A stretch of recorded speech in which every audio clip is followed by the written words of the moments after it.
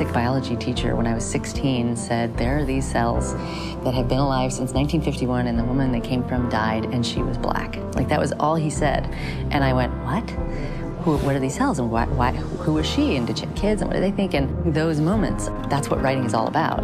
Training yourself to recognize those big moments when they happen. There's the sort of what moments, and to just follow them wherever they're going to take you.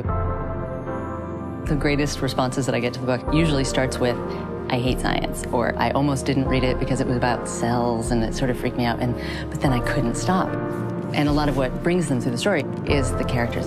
The things that happen to them and the things that they do are really sort of too incredible.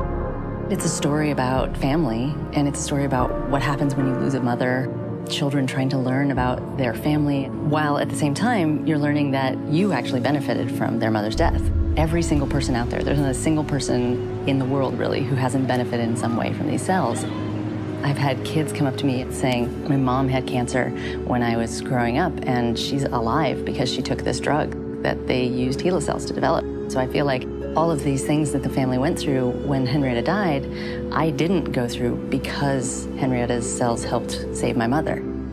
I talked about the story a lot, which is something a lot of writers don't do. I would meet people, out at a dinner party or something, and they'd say, what do you do? Oh, writing this book, what's it about? And I would always start off by saying, it's about the first immortal cells ever grown in culture. And they would go, like, really? You're kidding?